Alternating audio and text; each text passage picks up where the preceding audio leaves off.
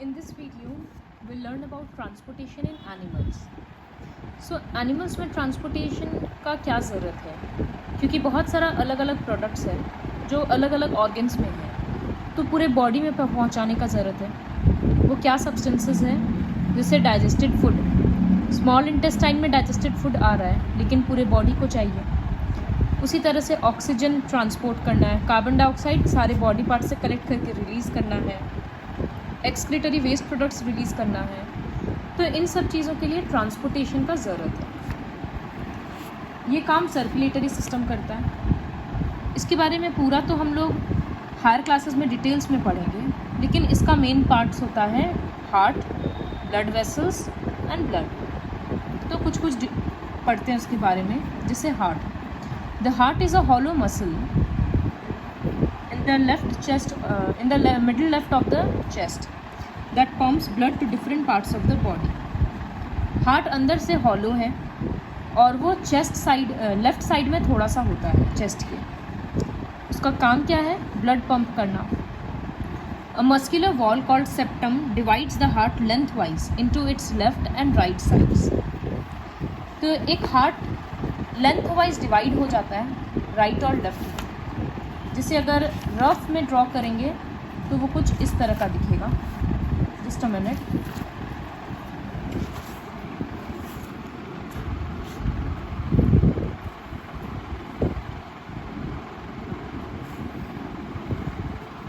इस तरह से. तो लेंथ वाइज एक मसल हार्ट को डिवाइड करता है. इतना सीधा नहीं होता है बट स्टिल, तो वो होता है सेप्टम. तो ये हो गया लेफ्ट और ये हो गया राइट साइड. फिर the valves divide each side into upper chambers and lower chambers. फिर इस तरह से और डिवाइड हो जाता है ये. तो ये दोनों हो गया अपर चेम्बर और ये दोनों हो गया लोअर चेम्बर. अपर पार्ट को ऑरिकल बोलते हैं या फिर आर्ट्रियम. तो ये हो गया लेफ्ट ऑरिकल, लेफ्ट आर्ट्रियम.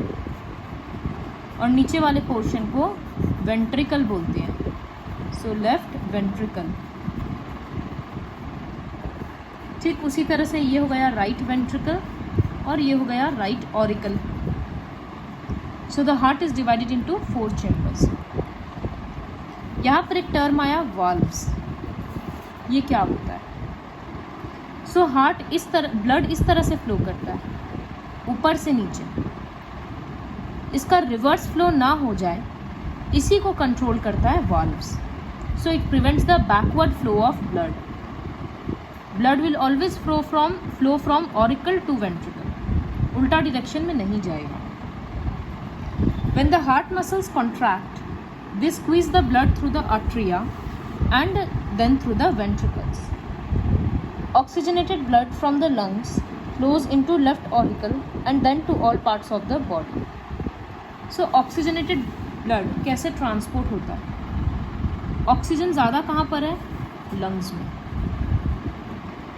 तो यहाँ से ऑक्सीजन रिच ब्लड ऑरिकल्स में आएगा. ये ऑरिकल कॉन्ट्रैक्ट करेगा तो सारा ब्लड फ्लो होकर वेंट्रिकल्स में आ जाएगा. जब वेंट्रिकल्स कॉन्ट्रैक्ट करेगा तो ये एक ब्लड वेसल के थ्रू पूरे बॉडी पार्ट्स में ट्रांसफ़र हो जाएगा. तो सारे बॉडी पार्ट्स को मिल रहा है ऑक्सीजन रिच ब्लड. ये होता है लेफ़्ट साइड में. तो ये बात ध्यान रखना है कि left side carries oxygenated blood. तो राइट साइड में क्या होगा? Right side carries deoxygenated blood. सारे बॉडी पार्ट्स में डीऑक्सीजनेटेड ब्लड है, मतलब कार्बन डाइऑक्साइड रिच ब्लड है. वो सारा ऑरिकल में जाएगा, right auricle. Right auricle contract होगा तो सब कुछ राइट वेंट्रिकल में जाएगा. राइट वेंट्रिकल कॉन्ट्रैक्ट होगा तो सारा ब्लड लंग्स में जाएगा ताकि वहाँ प्यूरिफाई हो सके. वहाँ पर ये ब्लड कार्बन डाइऑक्साइड छोड़ देगा और ऑक्सीजन ले लेगा. तो इस तरह से लेफ़्ट और राइट साइड में अलग अलग तरह का ब्लड फ्लो करता है. ये सेपरेशन ज़रूरी है ताकि एनर्जी अच्छे से मिल पाए. So it is written here, I'll repeat. Oxygenated blood from the lungs flow into left atrium and then to all parts of the body. फिर डीऑक्सीजनेटेड ब्लड सारे बॉडी पार्ट से रिटर्न होता है और वो राइट आर्ट्रियम में जाता है. उसके बाद राइट वेंट्रिकल, फिर लंग्स में जाता है ताकि वहाँ ऑक्सीजन मिल पाए. If all the blood vessels in your body were to be arranged along a straight line, the line would be 1 lakh kilometre long. सारे ब्लड वेसल्स को अगर लंबा लंबा पर लगाते जाएंगे तो 1 लाख किलोमीटर जितना लंबा लाइन बन जाएगा. तो इतना सारा ब्लड वेसल्स है. ये ब्लड वेसल्स को 3 कैटेगरी में डिवाइड किया गया है, आर्टरीज, वेन्स और कैपिलरीज. सो आर्टरीज क्या होता है? Arteries are the blood vessels which carry oxygen rich blood. तो ऑक्सीजन रिच ब्लड हार्ट से सारे बॉडी पार्ट्स में लेकर जाने का काम आर्टरीज का होता है. तो जब वो हार्ट से ब्लड कलेक्ट करता है, हार्ट तो एकदम हाई प्रेशर में पंप कर रहा होता है, तो आर्टरीज का वॉल्स इसीलिए थिक होता है, मोटा होता है और इलास्टिक होता है, ताकि इतना हाई प्रेशर से जब इसमें ब्लड फ्लो करेगा तो ये बर्स्ट नहीं करेगा. सो ये एक रीज़न होता है that why do arteries have thick walls, because they collect blood from the heart at high pressure, so they do not burst. Veins का क्या काम है? डीऑक्सीजनेटेड ब्लड कैरी करना. तो वो कलेक्ट कहाँ से करता है? सारे बॉडी पार्ट से. तो वो तो रिलैक्स्ड स्टेट में कलेक्ट कर रहा है ना, इस वजह से उसको इलास्टिक होने का ज़रूरत नहीं है. तो वेन्स आर थिन, पतला पतला होता है वो सब.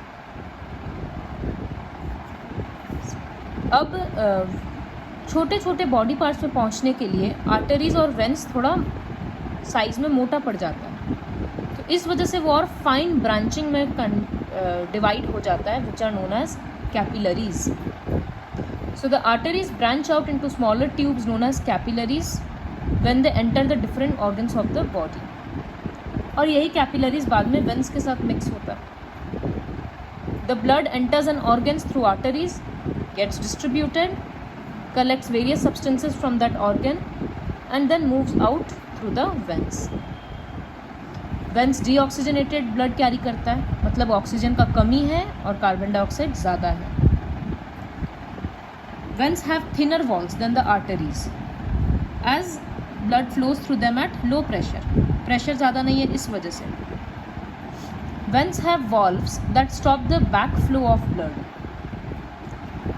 सपोज पैर से, लेग से ब्लड ऊपर जा रहा है, डीऑक्सीजनेटेड ब्लड, तो ये वापस नीचे ना गिर जाए, इसलिए वेन्स में भी वाल्व्स होता है ताकि बैक फ्लो होकर नहीं जाए. और आर्टरीज तो इतने हाई प्रेशर में ब्लड कैरी करता है कि वो सिंगल डायरेक्शन में ही जाता है, इसलिए उसमें प्रॉब्लम नहीं है. सो ये सब छोटा छोटा पॉइंट्स है जो लर्न करना है. एमसीक्यू में वेन्स का बहुत सारा फीचर्स दे देगा और बोलेगा फाइंड द इनकरेक्ट वन, इस तरह से. Next topic is blood. So blood is a fluid medium that helps in transport of different materials throughout the body. blood liquid है, बहुत सारी चीज़ों का ट्रांसपोर्टेशन में हेल्प करता है. उसका मेन कंपोनेंट है the cell component that includes RBC, WBC and blood platelets, और लिक्विड कंपोनेंट जो रहता है ब्लड प्लाज्मा. सबके बारे में 2-2 लाइन देखते हैं. तो RBC are cells containing the protein molecule called haemoglobin. Haemoglobin के बारे में हम लोग ऑलरेडी पढ़े हैं कि ऑक्सीजन इसी के साथ कंबाइन करके पूरे बॉडी में ट्रांसपोर्ट होते रहते हैं. तो इसी वजह से हेमोग्लोबिन को रेस्पिरेटरी कैरियर भी बोलते हैं और ये ब्लड को रेड कलर भी देता है. डब्ल्यूबीसीज मतलब वाइट ब्लड सेल्स, ये बॉडी में डिफेंस फोर्स की जैसे काम करता है. अगर बॉडी में कोई भी वायरस, बैक्टीरिया, ये सब कुछ भी आता है तो ये उसको मारने में लग जाता है. तो ये हम लोगों की बॉडी को इन्फेक्शन से बचाता है. Next platelets. Platelets help in clotting of blood. जब हाथ कट जाता है, अंगुली कट गया, तो थोड़ी देर के बाद ब्लड फ्लो होना अपने आप रुक जाता है. क्यों? क्योंकि ब्लड से प्लेटलेट्स रिलीज़ होने लगता है और वो प्लेटलेट्स वहाँ पर ब्लड के फ्लो को रोक देता है, तो ब्लड लॉस नहीं होता है इंजरी के time. Next is blood plasma. It is a straw coloured liquid component of blood that normally holds the blood cells. ये 55% ऑफ टोटल ब्लड का वॉल्यूम बनाता है। तो ये जो भी RBC, WBC, प्लेटलेट्स वगैरह होता है वो सब ब्लड प्लाज्मा में ही होता है। Will continue the rest of the chapter in the next video. With the help of this video you will have to learn the function of heart very properly, कि हार्ट कैसे काम कर रहा है, क्योंकि अगर ये अभी लर्न हो गया तो हायर क्लासेस में बहुत ईजी होगा लर्न करना।